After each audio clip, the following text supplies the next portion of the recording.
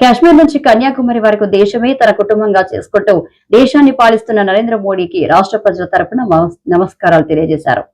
AP ఉప ముఖ్యమంత్రి పవన్ కళ్యాణ్ ప్రస్తుతం దేశంలో కీలక పరిస్థితులు నెలకొన్న తరుణంలో ఎంతో బిజీ షెడ్యూల్ మధ్య కూడా ప్రధాని అమరావతికి రావడం చాలా సంతోషకరమని పవన్ అన్నారు. మనందరం ఎవరిని అడుగుతున్నామంటే ఒక ప్రధానమంత్రి గారు పూర్వం సన్యాసాశ్రమంలో ఉన్నప్పుడు ఆయనకి అనికేత్ అనే పేరు పెట్టారు. అనికేత్ అంటే అర్థం పరమశివుడు, ఇల్లు లేనివాడని. అలాంటి ఇల్లు లేనివాడు, కుటుంబం లేనివాడు 5 కోట్ల మంది కుటుంబాలకు, 5 కోట్ల మంది ప్రజల కోసం, ఎన్ని కోట్ల కుటుంబాల కోసం మనందరికీ రాజధానిలో ఒక నగరం నిర్మించడానికి, ఇల్లు నిర్మించుకోవడానికి ఇల్లు లేకుండా 140 కోట్ల మంది ప్రజల బాధ్యత తీసుకొని కశ్మీర్ నుంచి కన్యాకుమారి వరకు, అక్కడ కామాఖ్య నుంచి ద్వారకా వరకు ప్రపంచమే, మన దేశమే తన కుటుంబంగా చేసుకుంటూ ఈ భారతదేశమే తన ఇల్లుగా చేసుకొని తిరిగి పునఃప్రారంభానికి విచ్చేసిన గౌరవ ప్రధానమంత్రి శ్రీ నరేంద్ర మోదీ గారికి మనస్ఫూర్తిగా మన అందరి తరపున, ఆంధ్రప్రదేశ్ ప్రజలందరి తరపున, అమరావతి రైతాంగం తరపున, ఆడపడుచుల తరపున వారికి చేతులెత్తి హృదయపూర్వక నమస్కారాలు తెలియజేస్తున్నాను. దివిసీమ తుఫాన్ వచ్చి అందరి ఆశల్ని తుడిచిపెట్టేసినట్టు గత ప్రభుత్వం రాష్ట్రం మరియు అమరావతి భవిష్యత్తుని తుడిచిపెట్టేసింది. అమరావతి అంటే పరదాలు, సెక్షన్ 30, సెక్షన్ 144 మాత్రమే గుర్తుకొచ్చేలా పనిచేశారు. నువ్వు ధర్మం కోసం నిలబడితే ధర్మం నువ్వు నిలబడేలా చేస్తుంది అనే విధంగా ఆ రోజున అమరావతి రైతులు, రాష్ట్ర ప్రజలు ఈ ధర్మ యుద్ధంలో విజయం సాధించారు. రైతులు ఇచ్చిన 11,000 ఎకరాల భూమిని త్యాగం చేసి వారి సంకల్పం 33,000 ఎకరాల భూమిని త్యాగం చేసి వారి సంకల్పం ఫలితంగా ఈ రోజున ఆంధ్రప్రదేశ్ రాజధాని ఆవిర్భవించింది. అమరావతి రాజధాని పనులు పునఃప్రారంభమవుతున్న ఈ శుభ సందర్భంలో ముందుగా రాజధాని నిర్మాణం కోసం స్వచ్ఛందంగా ముందుకొచ్చి తమ భూముల్ని, పొలాల్ని ప్రభుత్వానికి ఇచ్చిన అమరావతి ప్రాంత రైతులకు, మీ త్యాగానికి గత 5 ఏళ్లుగా మీరు చేసిన పోరాటానికి శిరస్సు వంచి మీకు ధన్యవాదాలు తెలియజేస్తున్నాను. గత 5 ఏళ్లుగా రాజధాని నిర్మాణం నిలిచిపోయి రాజధాని తరలిపోతుందనే సమయంలో రోడ్ల మీదకు వచ్చి 5 కోట్ల ప్రజల తరపున రైతులు, మహిళలు, విద్యార్థులు చేసిన పోరాటం, మీరు పడిన అవమానాలు, మీపై పడిన గాయాలు ప్రతి ఒక్కటి మా మనసులో ఉంది.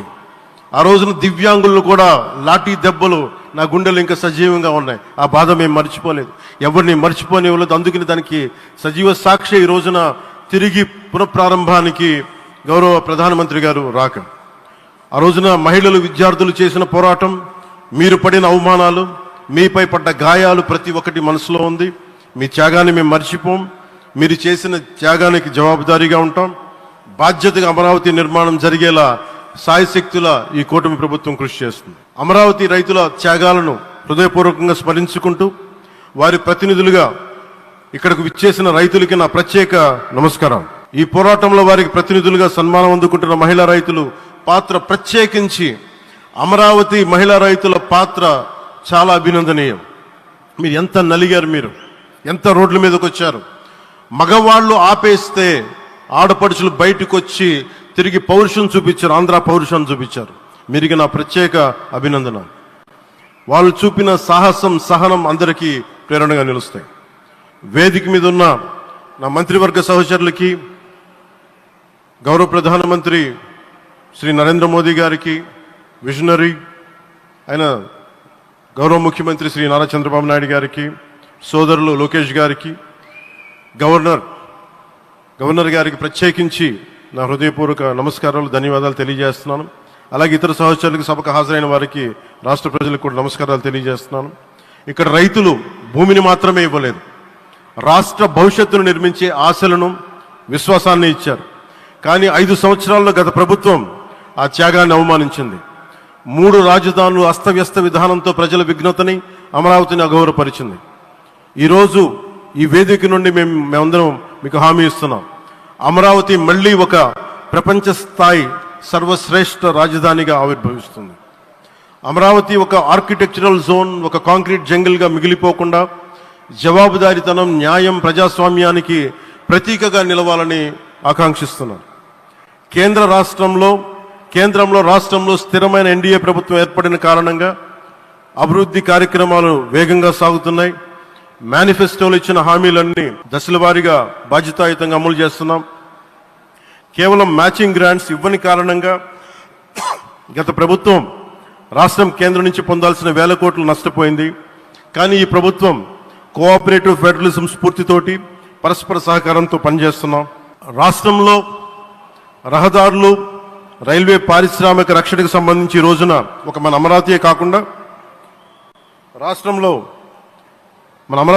రాష్ట్రంలో రహదారులు, రైల్వే, పారిశ్రామిక రక్షణకు సంబంధించి ఈ రోజున 1,07,00,000 కోట్ల విలువైన అభివృద్ధి పనులకి ప్రధాని గారు శంకుస్థాపనలు, ప్రారంభోత్సవాలు చేస్తున్నారు. రాయలసీమలో గుంతకల్ రైల్వే, గోరంట్ల హైవే,